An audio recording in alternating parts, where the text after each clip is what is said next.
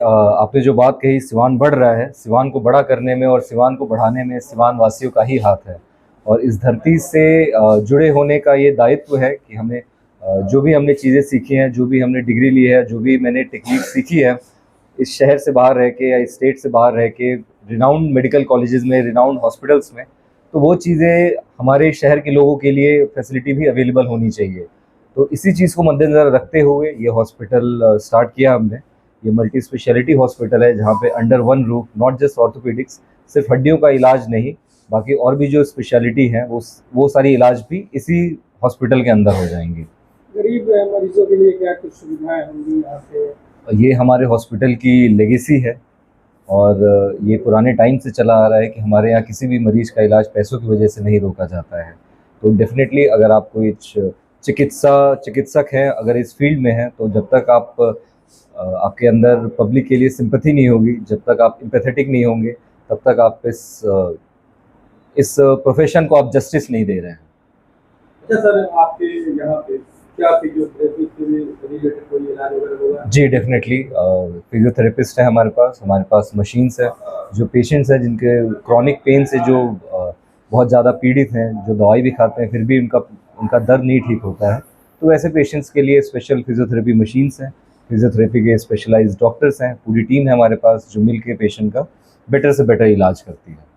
क्या मतलब सर क्या सोचा है आपने यहाँ पे जो मरीज आएंगे उनको किस तरह की सुविधा, किस तरह के स्टाफ होंगे आपके, कहाँ के स्टाफ होंगे, और भी जो डॉक्टर? सोच यही है कि जो भी चीज़ें हमारे यहाँ सिवान के लोगों को लगता है कि पहले फैसिलिटी नहीं मिलती थी, जिन चीज़ों की वजह से लोग गोरखपुर, पटना या किसी दिल्ली, लखनऊ जैसे बड़े शहर में जिनको जाना पड़ता था, तो वो सारी फैसिलिटी हमारे यहाँ पे अवेलेबल हैं।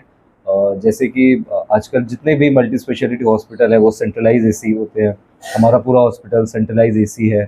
उसके अलावा हमारे पास नर्सिंग स्टाफ है, हमारा नर्सिंग कॉलेज भी है।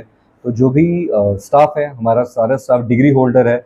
कोई भी ऐसा स्टाफ नहीं है जिनके पास नर्सिंग की डिग्री नहीं है। पढ़े एक स्ट्रॉन्ग टीम होने की वजह से मुझे पूरा भरोसा है कि हम पेशेंट को बेस्ट से बेस्ट केयर दे पाएंगे। सर, सिवान में एक नया आपने मॉडर्न मशीन लेकर आए सर, जिस प्रकार से पहले वीडियो भी हम लोग बनाए थे उस मशीन के बारे में बताएं सर, जिस प्रकार से बता रहे कि 2 दिन में मरीज को डिस्चार्ज। जी। ये टेक्निक है स्पाइन सर्जरी की, जो कि पहले लंबे चीरे से की जाती थी। अब जो हमारे पास नई टेक्निक है वो डिस्टेंडो टेक्निक है, जिसको आसान भाषा में अगर कहा जाए तो दूरबीन के द्वारा स्पाइन की सर्जरी की जाती है, जिसका चीरा मात्र 2 सेंटीमीटर का होता है। और चीरा छोटे होने की वजह से हम मरीज़ को जल्दी से जल्दी डिस्चार्ज कर सकते हैं। मरीज़ को पेन भी कम होता है क्योंकि चीरा बहुत छोटा होता है। मरीज़ का जो ब्लड लॉस होता है वो भी बहुत कम होता है, और इस वजह से मरीज़ अपने डेली फंक्शंस पे, जो डेली एक्टिविटीज़ हैं, उस पर जल्दी से जल्दी वापस चला जाता है। जनता की सेवा करने का एक और मौका मिला है, और पब्लिक को इतना प्यार देने के लिए, हाँ, और हमारे घर के एक नए सदस्य डॉक्टर जो हैं वो अभी पढ़ के आए हैं और बहुत अच्छा काम कर रहे हैं। लेजर से भी सर्जरी कर रहे हैं, दूरबीन विधि द्वारा स्पाइनल सर्जरी कर रहे हैं। तो एक बार जनता उनको भी एक बार उनको मौका दे, और लेजर से तो बिहार में पहली बार, सिवान में पहली बार हो रहा है। तो वो सब ऑपरेशन जब अब सिवान में सुविधा हो गई है तो बाहर जाने की जरूरत नहीं है, और ये सारी सुविधाओं से लैस युक्त जो हॉस्पिटल है वो जनता जनार्दन की सेवा में समर्पित है। क्या लगता है मैडम, सिवान बदल रहा है मेडिकल के क्षेत्र में? रोज नए हॉस्पिटल खुल रहे हैं, हम लोग खुद बहुत सारे हॉस्पिटल के उद्घाटन में जा रहे हैं।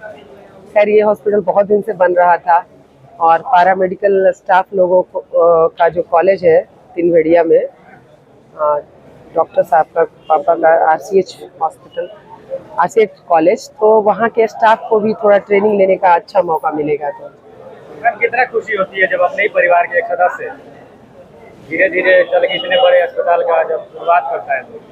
तो वो तो पहले से ही पता होता है कि आने वाले समय में ये एक दिन फिर आएंगे, पर अब वो जो ड्रीम होता है, जो सपना होता है, वो धरातल पे उतरता है, तो ऑब्वियसली खुशी तो होगी। क्या लगता है कि वो जो सुविधाएं होते हैं गोरखपुर, पटना, बड़े शहरों जैसे, वो अब यहाँ पे मिलेंगे? हाँ, क्योंकि यहाँ हॉस्पिटल खोलने के पहले अभी हाल तक डॉक्टर विशाल बहुत जगह से ट्रेनिंग लेके आ गए, मुंबई से, गोरखपुर से, पटना से। तो ओबियसली वो सुविधाएं अब बहुत सारा चीज़ सीख के आए हैं, नई नई चीज़ें, और वो जनता को वो सुविधाओं का, उस ज्ञान का, उस नॉलेज का, उस विधि का लाभ मिलना चाहिए। चलिए, लोगों से क्या आग्रह करेंगे सिवान के जो तमाम नागरिक हैं लोग? कि एक बार सेवा का मौका दे डॉक्टर विशाल को,